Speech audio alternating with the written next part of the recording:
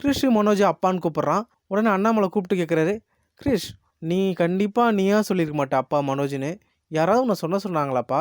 யாருப்பா உன்னை மனோஜ் அப்பான்னு சொல்லுதுன்னு கேட்குறாங்க.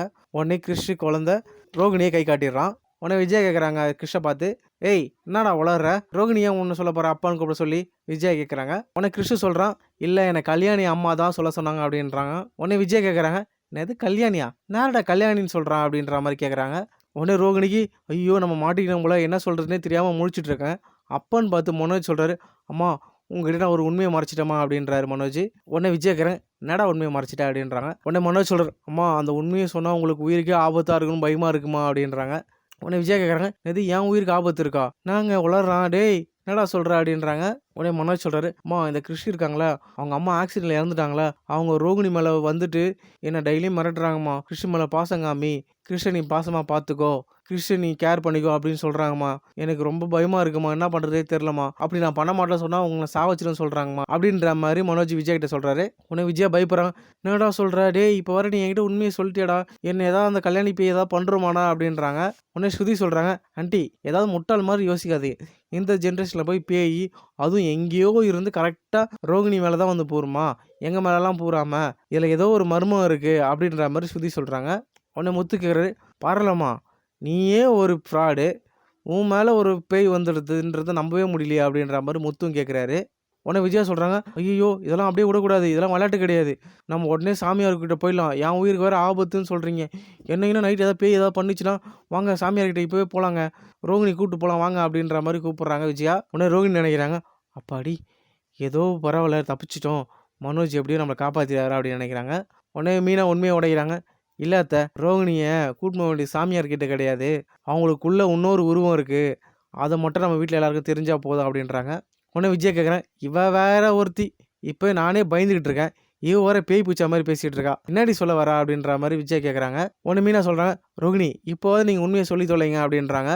உடனே ரோகிணி முழிக்கிறாங்க, ஐயோ இந்த மீனவையா இப்படியா சொல்கிறாங்க, இப்போ மாட்டிக்கு போகிறேன், என்ன சமாளிக்கிறதே தெரியலையா அப்படின்ற மாதிரி ரோகிணி முழிக்கிறாங்க. உடனே முத்து கேட்குறேன், என்ன மீனா என்ன உண்மை, என்ன மறைச்சி வச்சிருக்கு பாரலாமா அப்படின்ற மாதிரி கேட்குறாரு. உடனே விஜயா சொல்கிறாங்க, இந்த ரோகிணி மீனாவும் அடிக்கடி சந்தித்து ஏதோ பேசுகிறாங்க, எனக்கு அதுவே ஏதோ சந்தேகம், ஏதோ இவங்களுக்குள்ளே ஏதோ ஒன்று ஓடுது, ஏதோ மறைக்கிறாங்க அப்படின்ற மாதிரி விஜயா சொல்கிறாங்க.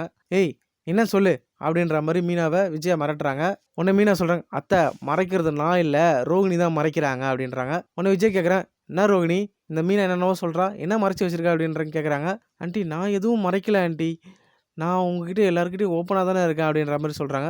உடனே மீனா சொல்கிறாங்க, வாயை மூடுங்க ரோகிணி, இதுக்கு மேலே போய் சொல்லி யாரும் ஏமாற்ற வேணாம், போதும் நீங்கள் நடித்தது எல்லாமே, கிறிஷோட அம்மா வேறு யாரும் இல்லை ரோகிணி தான், ரோகிணிக்கு இன்னொரு பேர் இருக்குது கல்யாணி, கல்யாணிக்கு ஆல்ரெடி கல்யாணம் ஆகிடுச்சு, கல்யாணம் ஆகி அவரோட முதல் வீட்டுக்காரர் இறந்துட்டாரு, அதுக்கப்புறம் தான் மனோஜை கல்யாணம் பண்ணியிருக்காங்க, கிறிஷோட பாட்டின்னு ஒருத்தன் வராங்களே அவங்க தான் ரோகிணியோட அம்மா, அப்படி இப்படின்னு எல்லா உண்மையும் சொல்கிறாங்க. உடனே விஜயாவுக்கு என்ன பேசுறதுனே ஒன்றுமே புரியல. ஒன்றும் அண்ணாமலைக்கு ஒன்றும் புரியல, என்ன மீனா சொல்கிற, கிறிஷு ரோகிணியோட பையனா, என்ன சொல்கிறேன் எனக்கு ஒன்றுமே புரியல அப்படின்றாங்க. உடனே மீனா சொல்கிறாங்க, ஆமாம் நான் சொல்கிறதெல்லாம் உண்மை தான், இந்த உண்மை எனக்கு எப்போவோ தெரிஞ்சிருச்சு, ஆனால் இந்த உண்மையை வெளியில் சொன்னால் ரோகிணி கிறிஷ் எல்லாம் செத்துட்டு சொல்லிட்டு என்னை மிரட்டிகிட்டே இருந்தாங்க, அதனால தான் நான் இவ்வளோ நாள் சொல்லலை, என்னை மன்னிச்சிக்கிங்க அப்படின்னு சொல்கிற மாதிரி மீனா மன்னிப்பு கேட்குறாங்க.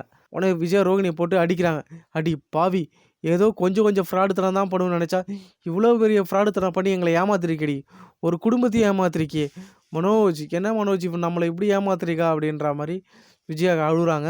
உடனே மனோஜுக்கும் கோவம் வந்து கேட்குறாரு, ரோகிணி நீ எனக்கு இப்படி ஏமாத்துருவான்னு நினச்சி கூட பார்க்கல, நான் உனக்கு எவ்வளோ உண்மையாக இருந்தேன், நீ வந்ததுக்கப்புறம் என் லைஃப் எல்லாமே மாறிச்சுன்னு நினச்சேன், ஆனால் நீ என்னை பொய்யா நடித்து என்னை ஏமாத்திருக்க அப்படின்ற மாதிரி மனோஜ் திட்டுறாரு. உடனே ரோகிணி அழறாங்க, மனோஜ் அப்படிலாம் சொல்லாத மனோஜ், நான் உன்னை லவ் பண்ணேன் மனோஜ், உண்மையாகவே உன்னை நேசிச்சு தான் கல்யாணம் பண்ணியிருக்கேன், உனக்காக மட்டும்தான் இவ்வளோ கஷ்டத்தையும் நான் தாங்கியிருக்கேன் அப்படின்ற மாதிரி சொல்கிறாங்க ரோகிணி. உடனே விஜயா ரோகிணி வந்து பலார் நடிக்கிறாங்க, ஏய் இன்னும் நடிக்காதீ, இப்படி பேசி தாண்டி என் பையனை என்னை ஏமாற்றிட்ட, சி இந்த வீட்டில் எல்லாரும் உன்னை கெட்டவ சொன்னாலும் உன்னை தலை மேலே வச்சு தூக்கி கொண்டாடி, எனக்கு இவ்வளோ பெரிய துரோகத்தை பண்ணதுக்கு உனக்கு எப்படி மனசு வந்தது அப்படின்னு சொல்லிட்டு அடிக்கிறாங்க ரோகிணியை.